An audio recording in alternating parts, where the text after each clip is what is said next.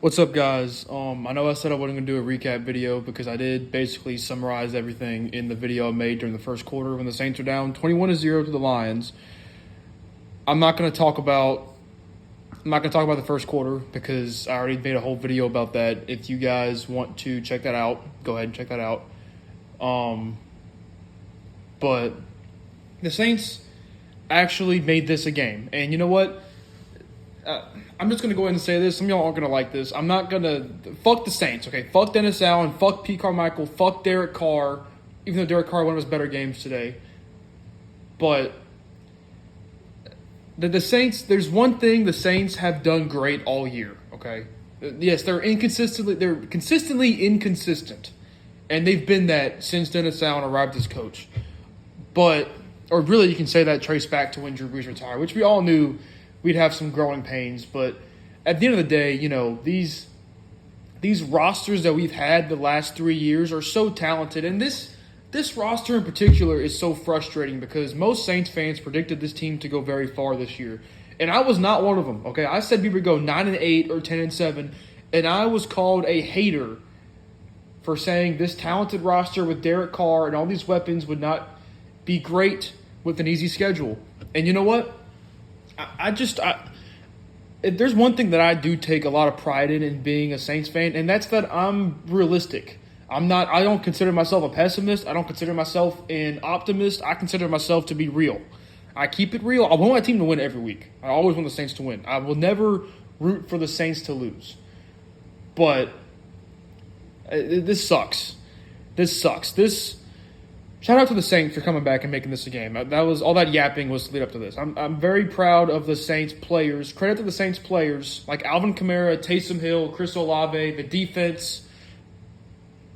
Credit to them for making it the game. Okay, I know for me as a fan watching this, it sucks that we did lose a close game because obviously it's best for our mental health, whether like watching the game, if it's a blowout that we lose so that way we don't mentally get out of it, check out of it, or a win so that way we don't have to worry about losing. But we lost a close game. But at the end of the day, you'd have to be proud of the Saints. You know, I'm not proud of them for being dog shit. They're still dog shit. It's still fire DA. It's still fire Pete Carmichael. It's still move on from Derek Carr as soon as you can, even though you're stuck with that contract until at least the end of next season. But they came back, made it a game.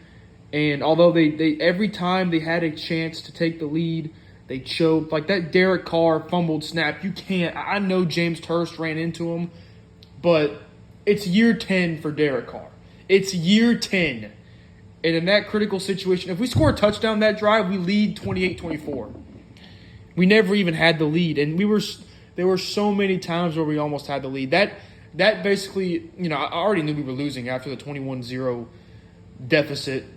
But once you fumble that snap in that situation, the Lions instantly score a touchdown. You knew we weren't going to come back. But credit to the Saints.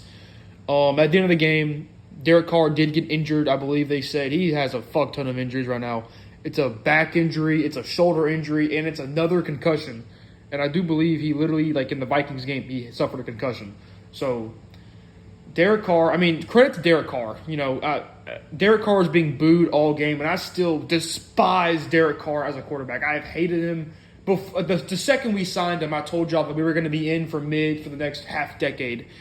And it's looking like it's going to be that way. And I hate to tell y'all I'm right, but a lot of the times I do end up being right when it comes to this shit. I'm not happy about it, but it's just how it is.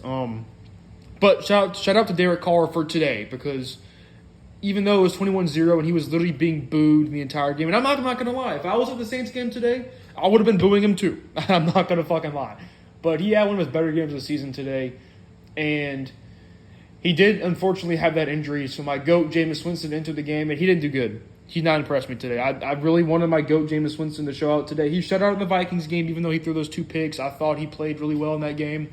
I thought he played pretty well against the Packers, even though he was in the worst situation possible with Pete Carmichael calling, 3-yard out routes on third down and receivers running into each other and Blake Grupe missing the game winner. I didn't really put that on Jameis too much. But Jameis let me down in this game because he missed 2 open throws at the end of the game. He had that Olave over the middle of the field throw he was wide open and he missed him. Olave could have caught it, but was a bad throw from Jameis. You do expect more of Jameis. Although, the thing is for me, it's hard for me to blame the game on him. Like, I put more of an emphasis on Chris Olave. Maybe he could have caught that as opposed to Jameis Winston could have thrown that better. And that's because I expect more. We should all expect more from Chris Olave than we do Jameis Winston. Jameis Winston is our backup quarterback. Even if you think he should be starting, I think he should be starting at this point just because Derek Carr has shown you nothing through the season pretty much. But that's besides the point. The reality is Jameis Winston is our backup quarterback, and you have to hold Chris Olave to a higher standard. Now, Chris Olave had a great game. I'm actually not putting any of the blame on Chris Olave here. Okay, Chris Olave played a great game. He had a great catch on a underthrown ass Derek Carr pass on like 3rd and 10, a deep shot. Should have been a touchdown, and Chris Olave had to work back to get it, and it was a great catch. I don't know how he caught it. But, it is what it is. When your backup quarterback comes in, it's going to be tough for you to win, and especially in clutch situations. And here's one thing that did gripe my fucking mind at the end of the game. So, Taysom Hill had a great fucking game. Great game, besides the underthrown pass to Chris Olave. But running the ball and doing all that stuff, catching the ball, he had a fucking phenomenal game. In fact, him and Kamara were the two biggest reasons we came back in this game. It was Taysom Hill and Alvin Kamara and Chris Olave. And on 3rd and 4th down at the end of the game, he's not on the field. Taysom Hill is not on the field. Why? You can't tell me Taysom Hill isn't getting 6 yards on those 2 downs. You can't.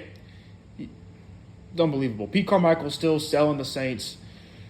And, I'm not mad we lost. I knew we were going to lose. It's just disappointing to see us come back like this. Because these are games, even though we lose, it shows you how good we can be. And you know what? As stupid as it is, the season is still not over.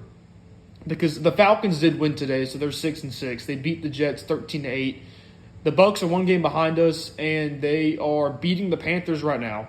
So if the Bucs win, which they probably will, they'll be ahead of us in the division because they have the tiebreaker against us. So we'll be 3rd in the NFC South. That fucking sucks. And it's still not over.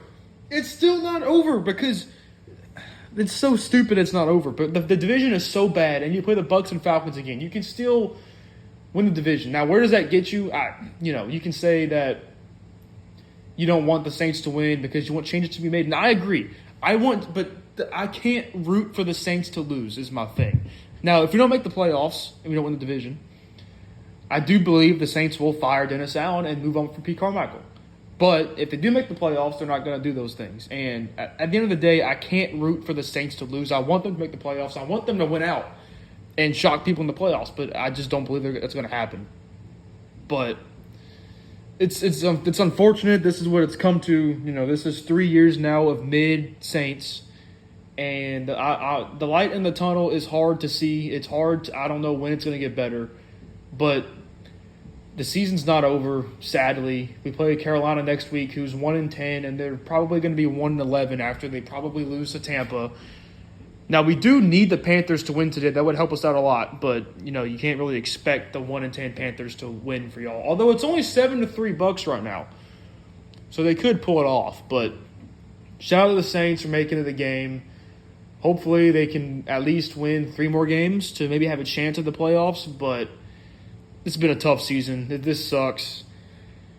Changes have to be made, although I was pleased with Derek Carr's performance today, but you still got to move on. You got to I still think you got to draft a quarterback. I still think you need to move on from Pete Carmichael and Dennis Allen, like I've been saying since last season.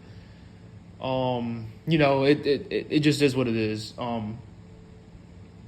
Hopefully you can use this fake comeback as kind of momentum for your next, because you still have 2 home games left. You play the Panthers and then you play the Giants. 2 games in which you should win, but you've also lost many games in which you should have won this season. So it is what it is. That's all I got. I yapped for about 10 minutes for you guys, which I was not planning on doing, but here we are. So thanks for watching, and I'll see y'all next week.